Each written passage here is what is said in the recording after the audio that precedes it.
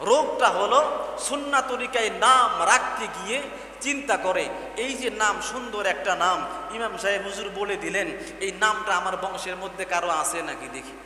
যখন বংশে কারোর মধ্যে নাম পেয়ে গেল, না এই নামটা আর রাখা যাবে না। আরেকটা বিষয় হচ্ছে তালাশ করে দেখে গোটা এলাকার মধ্যে এই নামটা আর কারো আছে কিনা। যদি থাকে তাহলে ওই নাম আর রাখতে চায় না। এমন মানুষ আছে না নাই? আছে না নাই?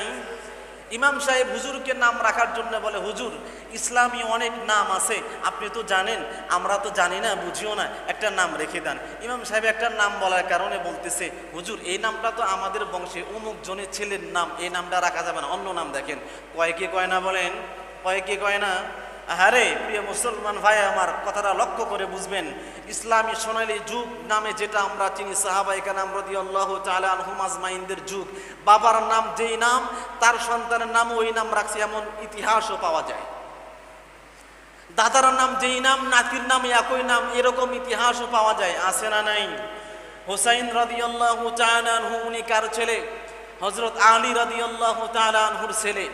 হুসাইন রাদিয়াল্লাহু তাআলা আনহুর ঘরে যখন সন্তান হলেন, হওয়ার পরে তার নাম আলী রাখছে। হুসাইন রাদিয়াল্লাহু তাআলা আনহু চিন্তা করতে পারতেন কি পারতেন না যে আমার বাবার নাম তো আলী ছিল, আমি আমার সন্তানের নাম আলী কেমনে রাখি? চিন্তা করতে পারতেন কি পারতেন না বলেন? রাখেন না। ওই চিন্তা তাদের চেতনার মধ্যে ছিল না। আব্দুল্লাহ নাম, আহারে আব্দুল্লাহ নামের মধ্যে এমন একটা বিষয় আছে যেই বিষয়টা আল্লাহ পাক রব্বুল আলামিনের গোলামি করতে সাহায্য করে।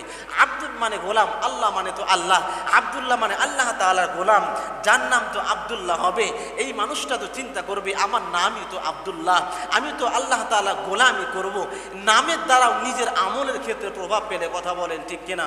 প্রিয় মুসলমান ভাইয়েরা আমার, এ ব্যাপারে পয়গম্বর মুহাম্মদ রাসূলুল্লাহ সাল্লাল্লাহু আলাইহি ওয়াসাল্লাম জানায় দেন, আহাব্বুল আসমাই ইলাল্লাহি তাআলা আব্দুল্লাহ ওয়া আব্দুর রহমান। আল্লাহর পয়গম্বর মুহাম্মদ রাসূলুল্লাহ বলেন, সাল্লাল্লাহু আলাইহি ওয়াসাল্লাম বলেন, আল্লাহ তাআলার কাছে যে সমস্ত নামগুলো রয়েছে তার চাইতে উত্তম নাম হলো, পছন্দের নাম হলো আব্দুল্লাহ এবং আব্দুর রহমান। বলেন সুবহানাল্লাহ। প্রিয় মুসলমান ভাইরা আমার, এই হাদিসটাকে কেন্দ্র করে সাহাবায়ে কেরাম রাদিয়াল্লাহু তাআলা আনহুম আজমাইন তার সন্তানের নাম রাখে আব্দুল্লাহ, তার সন্তানের নাম রাখে আব্দুর রহমান। পর্যায়ক্রমে তার নাতির নামও রাখতেছে আব্দুল্লাহ বা আব্দুর রহমান, তার ছেলের নাম রাখতেছে আব্দুল্লাহ বা আব্দুর রহমান। তাদের দামাকের মধ্যে এই চিন্তা চেতনা ছিল না। তাদের কি মান সম্মান নষ্ট হয়ে গেছে? কথা কয় না? তাদের মান সম্মান নষ্ট হয়ে গেছে।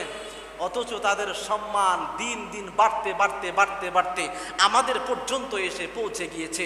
শুধু আমাদের পর্যন্ত নয়, কিয়ামত পর্যন্ত তাদের নাম দুনিয়ার বুকে বলবৎ থাকবে, যাদেরকে আমরা সোনালী যুগের সোনালী মানুষ হিসাবে চিনি।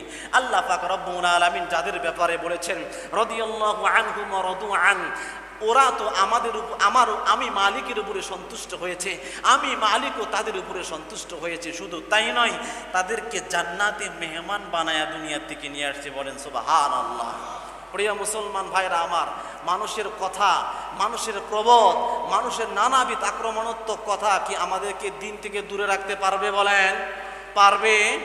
পারবে না। এজন্য আসুন আমাদের চিন্তা থাকবে হলো এটাই, কে কি বলে বলুক এটা দেখার সময় না। দেখার সময় হলো একটাই, দেখার বিষয় হলো একটাই, দিন নিয়ে আমরা চলবো, দিন নিয়ে আমরা চলবো, রাসূলের আদর্শ নিয়ে আমরা জীবনকে পরিচালিত করব, আল্লাহ তাআলার বিধানকে অনুযায়ী আমরা জীবনকে পরিচালিত করব। এক্ষেত্রে শত বাধা, শত বিপত্তি, শত চিন্তা চেতনা যদি আমাদেরকে বাধা প্রদান করে, সমস্ত বাধা ভাঙচুর করে, সমস্ত বাধা ভেঙে চুরমার করে আমরা দিনের উপরে অটল থাকবে। বলে ঠিক কিনা? আল্লাহ তাআলা সবাইকে তৌফিক দান করে। বলেন আমিন।